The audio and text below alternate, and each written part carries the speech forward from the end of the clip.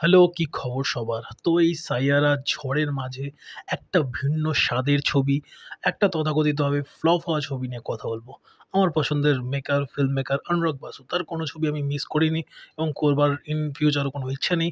তো তার ছবির ক্রাফটিং এবং অবশ্যই গানগুলো কি সেই লেভেলে ছুঁতে পারল, স্ক্রিন প্লের সঙ্গে কতটা কি অ্যাটাচ হলো কি না হলো, সেটা জানতে, সেটা উপলব্ধি করতে, সেটা অনুভব করতেই হল অব্দি যাওয়া।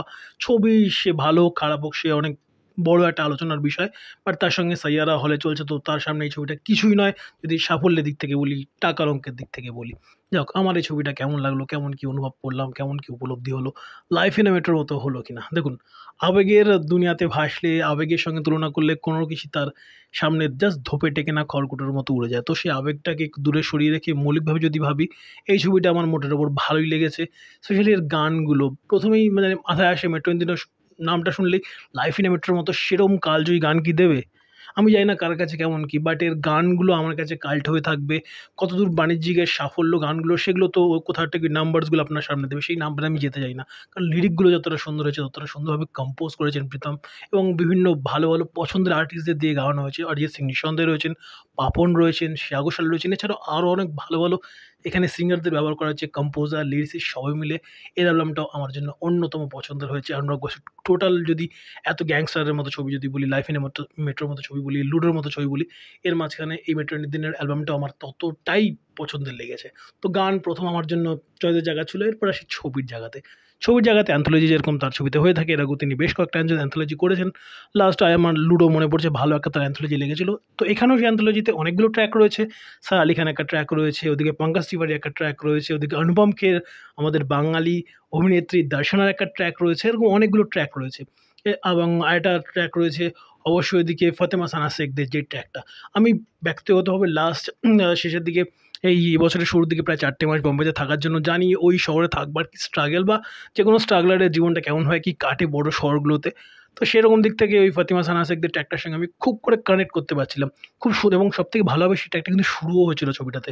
বাট কোথা থেকে শেষের দিকে ট্র্যাকটা যেন খেয়ে হারিয়ে ফেলল। আবার যদি বলি পঙ্কজ ত্রিপাঠীদের ট্র্যাকটা শুরুর দিক থেকে মনে হচ্ছিল একটা ডাল একটা ট্র্যাক চলছে, দুজন ভালো অভিনেতা অভিনেত্রী মিলে ট্র্যাকটাকে টেনে নিয়ে যাচ্ছেন। বাট শেষে এসে ট্র্যাকটা একদম অদ্ভুত একটা লেভেলে চলে যায়। আবার সেখান দিয়ে যদি বলি সারা আলি খানদের ট্র্যাকটা আমার সবথেকে ডাল এবং দর্শন একা একা ট্র্যাক লেগেছে। উল্টো দিকে যদি বলি, ততটাই তাকে কমপ্লিমেন্ট করে যায় অনুপম খের এবং অবশ্যই দর্শনার ক্যারেক্টারটা। বাবা মেয়ে বা শ্বশুর বৌমা হিসেবে ওই যে জুটিটা, মানে দুটো জেনারেশন একে অপরকে কোথাও একটা গিয়ে কমপ্লিমেন্ট করে চলছে, একে অপরের মানে পাওয়া না পাওয়াগুলো অন্যের মধ্যে দিয়ে পেতে চাইছে, অন্যকে পাইয়ে দিয়ে খুশি থাকতে চাইছে, জীবনে কোথাও একটা গিয়ে হাসি মুখটা নিজেদের অ্যাটলিস্ট আয়নাতে দেখতে চাইছে, ছোট হতে আর চাইছে না। এই অনেক কিছু সাফল্যের সমীকরণ, ব্যর্থতার সমীকরণ মিলিয়ে এই অ্যান্থোলজির বিভিন্ন ট্র্যাকগুলো একে অপরকে কখনো কমপ্লিমেন্ট করেছে, কখনো মনে হয়েছে এটা না থাকলেও কিছু যায় আসতো না ছবিটার।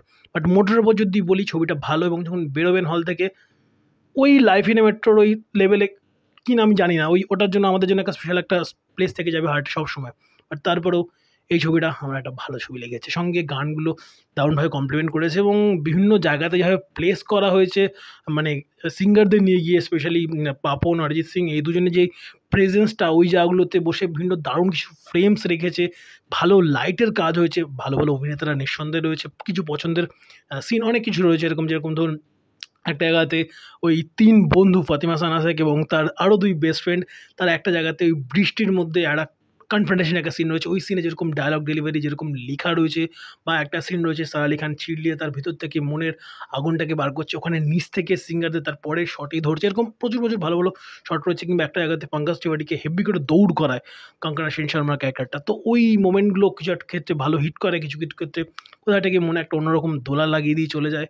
সবাই মিলে একটা ভালো ছবি লেগেছে, একটা মিষ্টি একটা ছবি লেগেছে। মিষ্টি কোথাওটা গিয়ে একটু মনটা একটু ভারী হবে। সবাই মিলে একটা টক ঝাল মিষ্টি ছবি, সঙ্গে কিছু ভালো গান। ওভারঅল যদি বলি, আমার জন্য সো কল্ড প্যাসা বসুল ছবি। অনুরাগ বসুর থেকে এইটুকু প্রাপ্তির জন্যই তো আমরা বারে, বারে হলে যাই, তার ফ্যানরা বা তার ক্রাফটের ফ্যানেরা। যারা দেখেছেন কেমন লাগলো অবভিয়াসলি জানান।